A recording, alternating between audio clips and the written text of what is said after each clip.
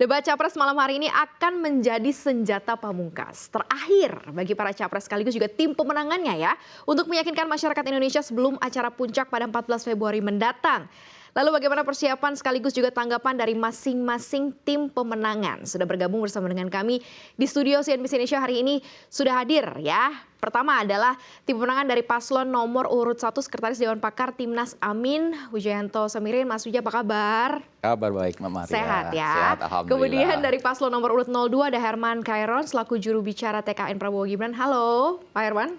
Assalamualaikum, selamat malam. Waalaikumsalam, tampaknya lebih bersemangat, lebih siap nih ya. Yeah. Dan serta dari nomor urut 03 telah hadir bersama kami Hotasi Nababan, Wakil Sekretaris Eksekutif TPN Ganjar Mahfud. Halo Pak Hotasi. Selamat malam, Maria.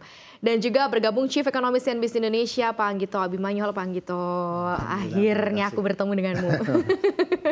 Setelah lama kita ngobrol-ngobrolnya jauh ya. Oke, ini pertanyaannya mudah-mudahan nggak receh-receh ya. Pertanyaan saya yang pertama nih, sebenarnya seperti apa sih kesiapan dari masing-masing capres ini? Karena kan ini finale ibaratnya ya. Kita akan masuki masa tenang dan saatnya juga membahas sesuatu yang lebih kayaknya kena ke masyarakat ya, kesejahteraan sosial, pendidikan, ya, informasi dan lain-lain gitu ya. Seperti apa sih kira-kira kesiapan Pak Anies, Pak Prabowo dan juga Pak Ganjar nih? Siapa dulu nih yang mau jawab? Saya nggak mau kasih dulu. Boleh deh. Pak Wija Ya, silakan. terima kasih Mbak Maria. Jadi kalau kita lihat tema dari debat ke debat hari ini temanya adalah tema yang paling penting. Karena ini justru merupakan ujung dari debat-debat sebelumnya. Mencerdaskan kehidupan bangsa, memajukan kesejahteraan, itu kan tujuan berbangsa dan bernegara. Dan ini dibahas dalam forum hari ini. Oke. Nah sayangnya memang tujuan itu rasanya masih jauh dari terwujud. Jadi perdebatan ini nanti akan menarik. Kalau ditanya kesiapan Pak Anies dalam debat ini, kita lihat histori Pak Anies, pernah jadi peneliti, jadi rektor, jadi menteri pendidikan, kemudian jadi gubernur DKI. Rasanya ini adalah isu-isu yang selama ini selalu beliau tangani dalam keseharian. Dan kalau ditanya persiapan debatnya seperti apa, pasti beliau banyak membaca, tapi yang jelas selama ini beliau sudah terlibat dalam Desa Anies hingga 22. Dan setiap Desa Anies itu sebenarnya secara tidak langsung itu adalah merupakan kawah bagi Pak Anies untuk menjawab pertanyaan-pertanyaan tajam. Bahkan tema Desa Anies itu pun disesuaikan dengan tema debat yang akan beliau hadapi. Jadi dari sisi persiapan sangat natural, tidak ada sesuatu yang khusus. Kalau ditanya siapa guru beliau, ya rakyat. Karena dalam forum-forum itu petani bertanya, masyarakat umum bertanya, buruh bertanya, mahasiswa bertanya. Ini adalah sumber pembelajaran bagi beliau. Jadi nanti kita akan melihat jawaban-jawaban yang sangat konkret, sangat mengena di hati masyarakat, karena beliau selama ini belajar langsung dari rakyat. Oke, baik. Itu dari paslon nomor urut 01 nih. 02 nih, Pak Prabowo seperti apa kira-kira nih Pak Herman? Iya. Ya, saya kira sama ya, punya pandangan yang sama bahwa hari ini adalah debat yang fundamental, yang ini juga merupakan amanat kemerdekaan Republik Indonesia, bahwa kita ingin mencapai kepada kesejahteraan umum, mencerdaskan kehidupan bangsa, dan tentu fokus kepada bagaimana mencerdaskan kehidupan bangsa dan kesejahteraan umum ini akan menjadi perdebatan yang menarik tadi gitu. Nah, topik-topik ini bagi Pak Prabowo tentu bukan hal yang baru karena beliau sendiri pernah berkarir di militer, di Kopassus dulu. Dan track record beliau juga banyak sekali dirasakan oleh para prajurit. Beliau sangat memperhatikan sektor pendidikan, banyak yang disekolahkan ke luar negeri, berpendidikan militer di luar negeri. Dan kemudian juga beliau ketika menjadi Menteri Pertahanan, bagaimana memperkuat posisi Universitas Pertahanan, dan sekarang memperluas jaringan serta memperkuat dari sisi lainnya, ya, bahkan jurusannya pun sekarang lebih berkembang. Nah, oleh karena itu, menurut saya ya bukan hanya milik paslon tertentu yang sangat pede hari ini untuk berbicara persoalan pendidikan, tapi Pak Prabowo justru telah lama melaksanakan bagaimana membantu ataupun mengembangkan pendidikan di lingkungan kerjanya. Oke. Oleh karena itu menurut saya Pak Prabowo cukup membicarakan pengalaman, dan kalau masuk di dalam visi misi jelas bahwa di dalam Astacita sudah disebutkan yang paling pokok adalah bagaimana akan membangun sekolah-sekolah unggul terintegrasi di setiap kabupaten. Ya. Kemudian Seraya juga akan memberikan program atau akan menerapkan program makan siang dan minum susu gratis bagi siswa dan santri. Ini merupakan jembatan untuk menjadikan generasi unggul di masa yang akan datang, dan tentu juga akan memberikan efek terhadap meringankan beban masyarakat di dalam mempersiapkan makan siang untuk anak-anaknya. Bahkan ini akan menjadi sebuah putaran ekonomi yang luar biasa. Kami sudah menghitung bagaimana kekuatan ekonomi dari makan siang dan minum susu gratis ini. Nah, bagaimana dengan anggaran pendidikan? Ya, anggaran pendidikan tentu juga ini sudah masuk dalam mandatory spending. Oleh karena itu, Pak Prabowo hari ini kami tadi diskusi juga bagaimana persiapan Pak Prabowo. Hari ini biasa-biasa saja. Tentu mempersiapkan diri untuk debat, ya mempersiapkan diri dengan baik. Ya. Tetapi tidak ada persiapan khusus. Beliau juga masih melakukan renang 2 jam hari ini. Untuk supaya lebih fit menghadapi serangan-serangan dari kandidat lainnya. Apakah akan ada serangan gitu ya nanti ya, kita akan lihat. Tapi jadi bocorin semua nanti Pak Herman ya, kita tahan dulu nih, nanti akan seperti apa amunisinya. Pak Otasi, Pak Ganjar akan seperti apa? Topik malam ini adalah hal yang dikerjakan oleh Pak Ganjar selama 10 tahun terakhir memimpin Jawa Tengah. 10 tahun terakhir, setiap hari dia memikirkan topik-topik ini yang akan kita bahas. Jadi sederhananya adalah Pak Ganjar ingin setiap manusia Indonesia nantinya, yang pertama lebih sehat dulu, lalu lebih cerdas, lebih terampil, lalu dapat kerja, dan terakhir sejahtera. Dan itu nanti ada hal-hal yang akan disampaikan oleh Pak Ganjar kepada masyarakat yang katakan hidupnya masih sulit. Katanya nanti Pak Ganjar akan ada elemen of surprise ya hari ini. Yes. Karena surprise nggak mau dibocorin dulu sekarang ya. Dari tadi, karena ini memang di pikiran dia dan yang dia lakukan di Jawa Tengah, ke desa, ke kota, kolaborasi dengan kabupaten, ini adalah keprihatinan dia bahwa setiap warga waktu itu Jawa Tengah itu lebih sehat, lebih cerdas, lebih terampil, dan itu akan dilakukan di Indonesia untuk skala Indonesia. Dan inilah paslon yang punya pengalaman langsung, jadi tidak berwacana, jadi dia akan lakukan. Nah, satu hal lagi, tadi soal persiapan, Ganjar tadi lari pagi di Sudirman, lumayan jauh tuh, kira-kira agak 15 kilo, sesuai speed bersama Mbak Siti Atikoh, karena dari dirinya dia hidup sehat. Kalau sehat, selain pekerjaan jadi lancar, biaya kesehatan akan turun. Nah, itu nanti akan Pak Ganjar akan mengajak masyarakat untuk hidup sehat. Begitu.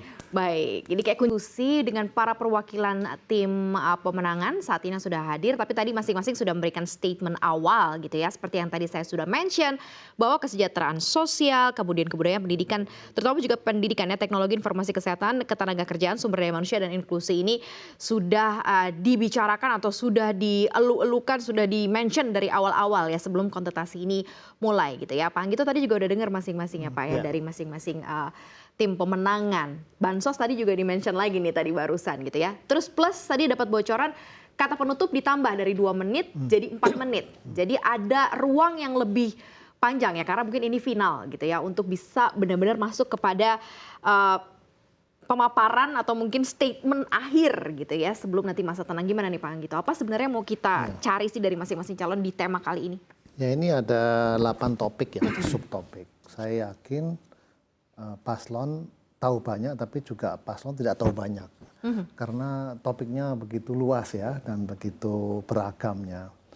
Saya melihat sih kira-kira ya ada 3 topik yang akan dalam pembahasan. Satu mengenai biaya kesehatan. Ya. Kan keluhan dari masyarakat, biaya kesehatan itu mahal. Satu ya. Baik itu masyarakat menengah, bawah, menengah maupun di atas. Yang kedua adalah tingginya biaya pendidikan. Ya. baik itu pendidikan dasar menengah maupun UKT untuk uang kuliah tunggal di universitas juga cukup mahal. Yang ketiga yang mungkin juga akan menjadi diskusi, tapi saya kurang tahu karena ini agak teknis, yaitu melindungi dari artificial intelligence, digitalisasi itu kan cukup rawan. Kalau saya lihat di World Economic Outlook, Indonesia akan terpapar pada risiko digitalisasi. Nah itu yang barangkali akan menarik, tapi saya kurang tahu ya karena ini agak teknis ya. Cuman kalau ada pertanyaan bagaimana cara melindungi kita dari serangan misalnya cyber dan sebagainya, itu kan termasuk kemajuan teknologi yang berdampak negatif, kemudian pada digitalisasi, artificial intelligence sebagainya itu saya kurang tahu apakah. Tapi yang dua akan menarik adalah masalah pendidikan dan kesehatan. Saya setuju ini ada banyak elemen of surprises gitu ya, karena begitu banyak ya, dan saya yakin paslon sudah mempelajari latar belakang masing-masing, sudah punya rahasianya, punya. Saya berharap juga kita fokus kepada topiknya, meskipun tidak dipungkiri ya, ada masalah elemen surprise dan juga ada hal-hal yang sifatnya personal gitu. Kita akan tunggu nanti seperti apa ya, apalagi elemen-elemen of surprise ya. Cuman yang pengen saya tanyain adalah temanya kan banyak nih ya, dan 8 tadi ya, Pak Anggito ya, 8 ya. Seperti biasa-biasanya juga banyak ya, dan kadang mungkin karena diundi jadi nggak keluar juga nih ya pertanyaan yang dimaksud. Mudah-mudahan sih ini nanti bisa terjawab semua. Tapi bagaimana sih sebenarnya masing-masing capres ini kemudian dalam waktu yang cuma kompak 2 jam loh, bisa elaborasi semua ini, bisa tersampaikan dengan baik kepada masyarakat, bisa meyakinkan, itu kan yang paling penting gitu ya, kepada para pemilih dalam waktu 2 jam dengan tema sebanyak ini gitu ya. Mungkin dari Pak Herman dulu deh, seperti apa Pak Prabowo ini mempersiapkannya? Ya, memang dengan waktu yang terbatas tidak akan cukup ya menjabarkan secara detail. Tapi untuk menggambarkan bahwa ini akan menjadi fokus dan concern ke depan jika Pak Prabowo dan Mas Gibran terpilih menjadi capres dan cawapres, menjadi capres dan wapres, tentu ini akan menjadi program cepat ya. Program cepat. Bahkan dalam Astacita, Pak Prabowo kan membagi programnya itu dalam 8 program misi.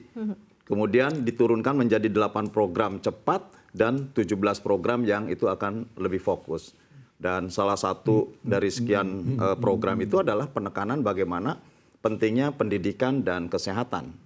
Dan kesejahteraan tentu menjadi kunci karena sektor pendidikan dianggap mahal ya bagi mungkin yang kesejahteraannya tidak cukup untuk bisa membiayai pendidikan. Tetapi kalau kemudian kesejahteraan ini akan menjadi fokus utama dalam pemerintahannya Pak Prabowo nanti, dan kemudian berhasil meningkatkan kesejahteraannya, saya kira sektor pendidikan, kemudian sektor kebudayaan, kesehatan, ini akan lebih mudah untuk bisa diselesaikan. Misalkan ya, bahwa sekarang ini, ya Pak Anggito ini kan mantan dirjen dulu, mantan kepala badan fiskal. Jadi tahu persis bagaimana postur anggaran belanja negara ini harus dibagi. Untung saja bahwa sektor pendidikan memiliki mandatory spending dalam Undang-Undang Dasar 20%. Nah kalau yang lain-lain kan tidak ada mandatory spending. Sehingga kemudian harus dibagi dalam fokus kegiatan-kegiatan yang memang ini sangat penting, sangat urgent gitu. Nah oleh karena itu tidak bisa juga program ini akan sangat luas, sangat lebar yang pada akhirnya tidak sesuai dengan fiskal yang tersedia. Nah ini penyesuaian fiskal, ini betul-betul di dalam program yang disiapkan oleh Pak Prabowo sudah disiapkan betul. Bahkan banyak orang bertanya bagaimana itu bisa mempersiapkan untuk program makan siang dan minum susu gratis. Pak Prabowo tegas bahwa untuk mensejahterakan rakyat, program utama yang nanti untuk meningkatkan pendapatan negara dan pendapatan rakyat adalah hilirisasi. Hilirisasi apakah hanya untuk sektor pertambangan? Tidak. Ada 21 komoditas yang ini akan dijadikan sebagai sumber kesejahteraan rakyat Indonesia, termasuk industrialisasinya di situ.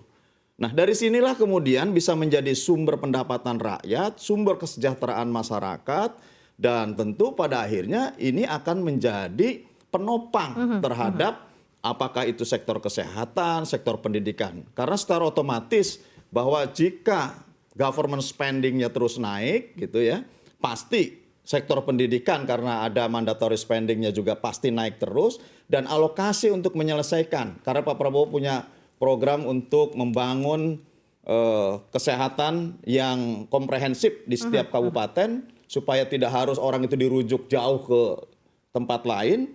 Ini kan juga butuh government spending di sini. Oke. Nah, oleh karenanya sumbernya dulu dari mana pendapatan ini yang harus dibicarakan. Baik. Dan Pak Prabowo siap untuk bagaimana memenuhi terhadap kebutuhan-kebutuhan anggaran sehingga menjawab dan memberikan solusi terhadap apa yang saat ini barangkali belum tercapai sesuai dengan harapan seluruh rakyat Indonesia. Baik, mudah-mudahan kunci-kunci itu bisa keluar nanti gitu ya pada saat debat. Karena kan waktunya cuma sempit nih 2 jam. Waktunya ya. sempit, tetapi Pak Prabowo sudah mengeluarkan dokumen namanya Astacita di situ.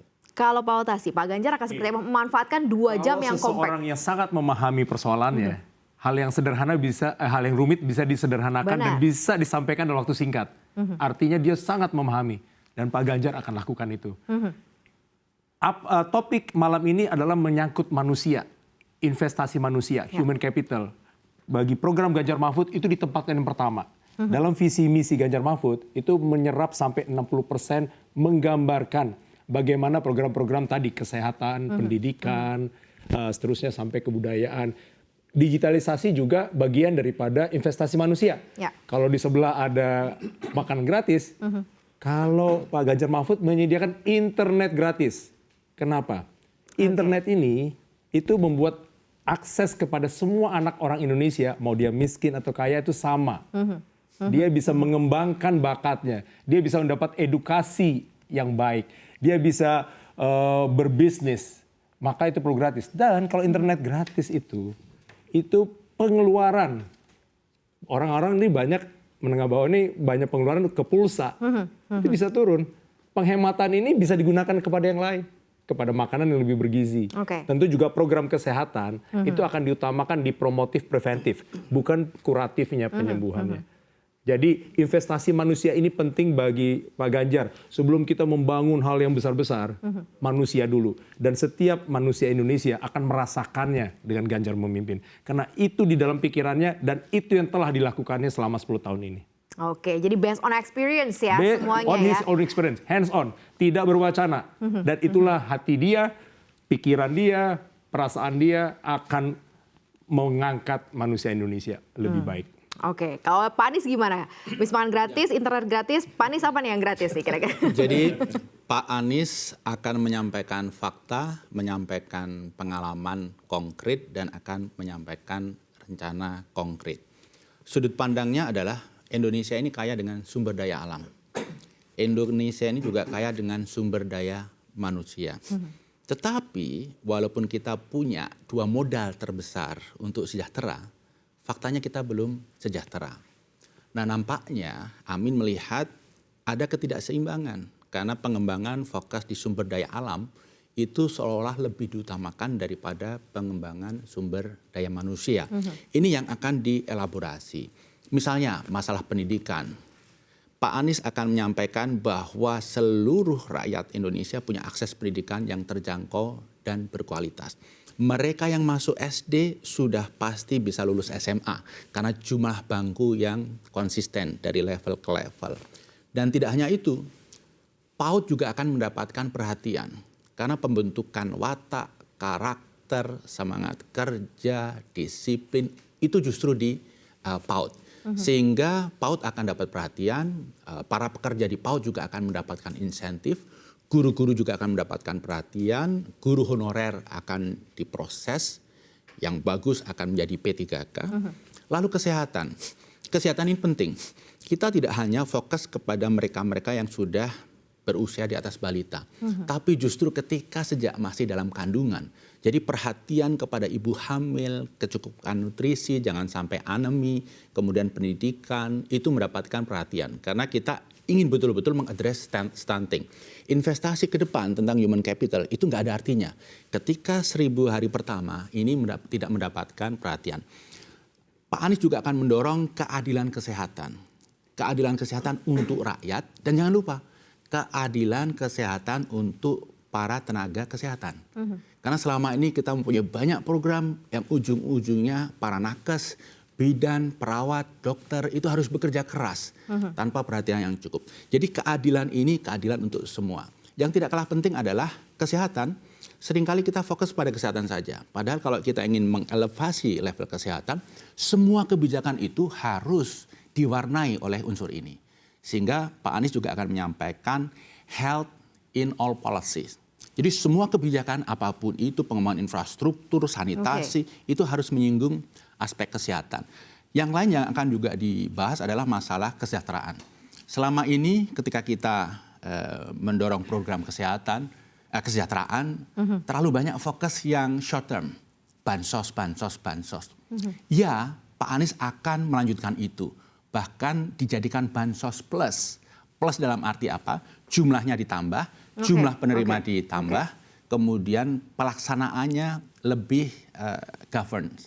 Nah, yang tidak kalah penting adalah program-program mengangkat standar hidup masyarakat, bukan saja bansos yang jangka pendek, tapi juga memberi kail. Jadi program-program empowerment ekonomi untuk masyarakat, sehingga nanti mereka tidak perlu dibantu. Mereka bisa membantu dirinya sendiri dan mereka bisa membantu kanan kiri.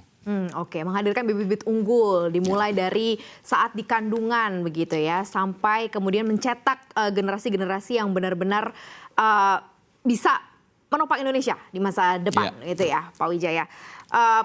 Gimana Pak Anggito, Anda melihat ini kan kalau kita lihat dari deretan panelis, sebenarnya kan ini orang-orang hebat semua. Hebat semuanya. Orang-orang hebat. Termasuk tim sesnya juga hebat. Tim sesnya hebat-hebat, nggak usah diragukan lagi itu Pak Anggito ya. Tapi kalau dilihat dari arah kira-kira para panelis ini akan kemana sih yang akan digali oleh mereka ini dari berbagai macam bidang supaya 2 jam yang diberikan oleh debat ini akan benar-benar sangat berpengaruh gitu ke masyarakat Pak Anggito. Tadi Pak Herman menyebutkan semua itu diwadahi dalam APBN ya, fiscal space gitu. Kalau fiscal space begitu ya akhirnya kan harus ada prioritas gitu ya. Mana yang didulukan. Memang di pendidikan ada mandatori yang memang harus dilaksanakan 20%. Nah jadi debatnya nanti juga mana yang akan diprioritaskan dulu ya. Kalau misalnya Anda saya kasih 500 triliun gitu, kira-kira kemana ini? Mana yang dulu? Harusnya adalah kalau kita akal sehat ya kesehatan, kan itu kan hidup mati ya. Ya. Tetapi kan alhamdulillah ini dengan pengalaman COVID ini kan kita udah cukup pengalaman ya. Ada peduli lindungi dan sebagainya, cara memproteksi. Tapi nanti kita akan lihat ini kira-kira yang berbeda kalau saya tadi membaca dan menulis ya adalah prioritasnya. Contekannya langsung. Contekannya. Ini bukan dari temannya Pak Wijaya loh, bukan. Tapi prioritasnya ini akan menjadi sangat penting. Menurut saya kalau saya lihat dari sisi pandangan orang luar itu ya kembali lagi kesehatan, pendidikan. Yang terakhir menurut saya adalah bagaimana melindungi dari apa itu namanya ini digitalisasi dan sebagainya, memanfaatkan apa namanya artificial intelligence dan sebagainya itu kan yang dianggap berisiko sekarang ini. Kalau kita tidak bisa melindungi, kita berikan internet gratis tapi anak-anak tidak punya edukasi, tidak punya moral, dia akan merambah kemana-mana dan itu justru akan membuat kultur dan moral anak-anak itu jadi terpengaruh ya. Jadi menurut saya 3 ini ya, jadi ini termasuk dalam perlindungan bagaimana membangun moral anak-anak, bagaimana membangun kreativitas, tapi harus ada batasan-batasan yang harus dijaga oleh mereka. Baik, ini cukup komprehensif yang disampaikan oleh Pak Anggito. Nanti mungkin boleh loh dikomentari ya, boleh loh direspon ya Bapak-Bapak ya. Dan kita nanti akan lihat seperti apa nih, kayaknya bisikan-bisikan dari masing-masing tim pemenang udah hebat-hebat banget nih. Kayaknya capres-capres kita akan juara banget nih ya, 3-3-nya ya.